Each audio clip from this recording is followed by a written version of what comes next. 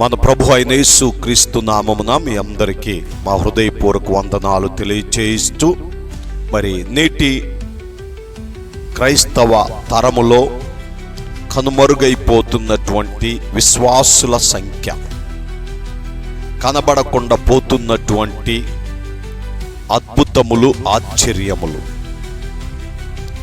ఈరోజు ప్రభువు కొరకు హతసాక్షులుగాను, సాక్షులుగాను, తెగింపు కలిగినటువంటి వారుగాను, దేవుని కొరకు మాత్రమే జీవిస్తున్నటువంటి విశ్వాసుల యొక్క సంఖ్య కనుమరుగైపోతున్నటువంటి ఈ దినములలో నా ప్రభువునందు ప్రియమైనటువంటి దేవుని బిడ్డలారా, నేడు క్రైస్తవులు అని పిలిపించుకొనుట చాలా ఈజీ, చాలా సులభం, మరి చాలా తొందరగా కూడా మీరు అనేక మందికి పరిచయం అవ్వగలుగుతారు. అయితే విశ్వాసులుగా మిమ్ములను మీరు కనబరుచుకొనుట చాలా కష్టం. గమనించండి, క్రైస్తవులు విశ్వాసులు చర్చికి వెళ్ళినంత మాత్రాన విశ్వాసులు కారు. ఇంటిలో యేసు ప్రభు బొమ్మ పెట్టినంత మాత్రాన విశ్వాసులు కారు. నీవు ఈ లోకములో ముసుగు వేసుకున్న క్రైస్తవుడు మాత్రమని గుర్తించు. క్రీస్తును ఆరాధిస్తూ దేవుని దగ్గరకు అంటూ, దేవుని సన్నిధికి అంటూ, నిన్ను నీవు మోసపరుచుకుంటూ, దేవుని యొక్క నామమును ఎక్కిరిస్తూ, దేవునికి చెందవలసినటువంటి మహిమను, ఘనతను ఈ లోకపు మనుష్యులకు చెందునట్లు ప్రవర్తిస్తున్న నీవు కేవలం క్రైస్తవుడు కూడా కాదు. క్రీస్తు అనే పేరును ధరించి ఆరాధనకు వెళుతున్నావే తప్ప క్రీస్తు బిడ్డగాను, క్రీస్తు సొత్తుగాను, క్రీస్తు కొరకు నిలవబడినటువంటి ఒక బలమైన విశ్వాసిగా నీవు కనబడాలి.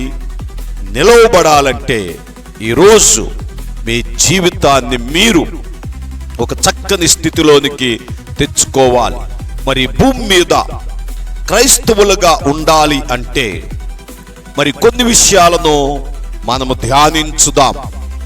మొట్టమొదటిగా చూచినట్లయితే, నీవు క్రైస్తవుడుగా పిలువబడాలి, క్రీస్తు కొరకు నిలవబడాలి, క్రీస్తును మాత్రమే ఈ లోకానికి చూపించాలి, పరిచయము చేయాలి అంటే మొట్టమొదట నీవు కలిగి ఉండవలసినటువంటిది ఏమిటంటే, దేవుని మందిరములో నాటబడిన వారై ఉండాలి. గమనించండి, దేవుని సన్నిధిలో, దేవుణ్ణి ఆరాధించే స్థలములో, దేవుని యొక్క సంఘములో మీరు మొట్టమొదట నాటబడిన వారై ఉండాలి.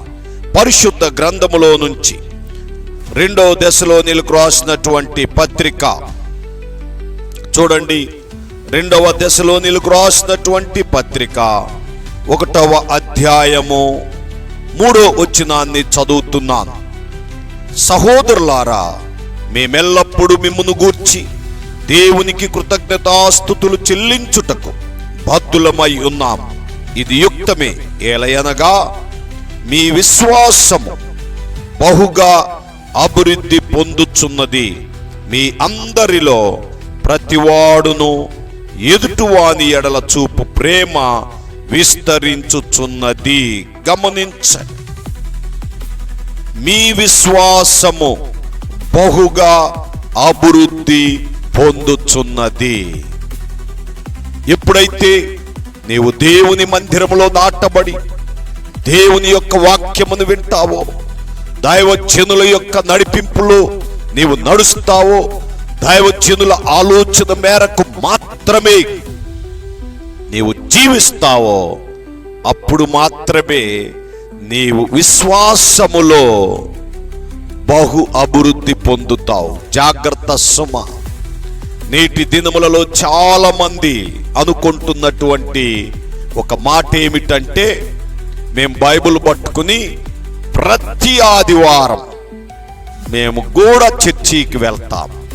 ఒక ఆదివారం ఒక చర్చికి, ఇంకొక ఆదివారం ఇంకో చర్చికి, శనివారం వస్తే అక్కడికి, సోమవారం వస్తే ఇక్కడికి, శుక్రవారం వస్తే మరెక్కడికి.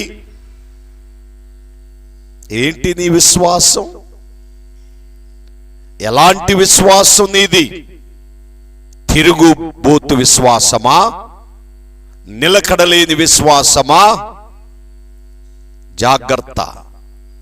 నేటి దినములలో క్రైస్తవులని చెప్పుకొనొచ్చు, క్రీస్తును ఆరాధిస్తూ విశ్వాసము లేనటువంటి బ్రతుకును బ్రతుకుచున్న మీ జీవితములో చాలా ప్రాముఖ్యమైనటువంటిది, మీరు దేవుని మందిరములో నాటబడిన వారై ఉండాలి. పరిశుద్ధ గ్రంథములో చూచినట్లయితే 92వ కీర్తన 13వ వచనములో ఈ రీతిగా వ్రాయబడుచు ఉన్నది. పరిశుద్ధ గ్రంథములో నుంచి 92వ కీర్తన మీ నిమిత్తమై చదువుతూ ఉన్నాం. చూడండి, 92వ కీర్తన 13వ వచనము.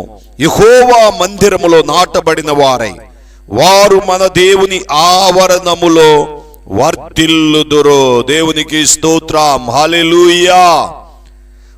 యెహోవా మందిరములో నాటబడిన వారై వారు మన దేవుని ఆవరణములో వర్ధిల్లుదురు. నాకు ఆశ్రయదుర్గమైన యెహోవా యథార్థతయందుడనియో, ఆయన యందు ఏ చెడుతనమును లేదనియో ప్రసిద్ధి చేయుటకై వారు ముసలితనమందు ఇంకను చిగురు పెట్టుచు సారము కలిగి పచ్చగా నుందురు. దేవునికి స్తోత్రం, హల్లెలూయా.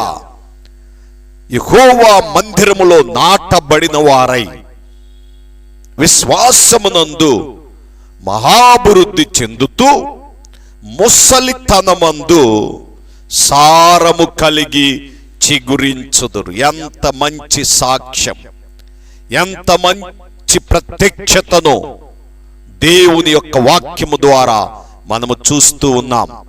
నేటి క్రైస్తవ తరం మీరు చెప్పుకోవడానికి సాక్ష్యం ఉందా? మీ గురించి చెప్పేటువంటి దైవజనుడున్నాడా? మీ గురించి ఒక సంఘము సాక్ష్యం ఇచ్చేదుందా? చచ్చిపోయినప్పుడు వచ్చే జనము కాదండి, బ్రతికున్నప్పుడే నీ గురించి నలుగురు చెప్పే సాక్ష్యము కావాలి. బ్రతికున్నప్పుడే నీ గురించి ఒక సంఘము సాక్ష్యం ఇవ్వాలి. ఇచ్చుచున్నదా? గమనించు. అందుకే మన విశ్వాసమును కనబరుచుటకై మనము కలిగి ఉండవలసినటువంటి ఒక జీవితం ఏమిటంటే, దేవుని మందిరములో నాటబడినటువంటి జీవితాన్ని కలిగి ఉండాలి. దేవుని మందిరములో ఎప్పుడైతే మనము నాటబడతామో అప్పుడే మనము దేవుని యందు విశ్వాసమును కనబరచగలుగుతాం.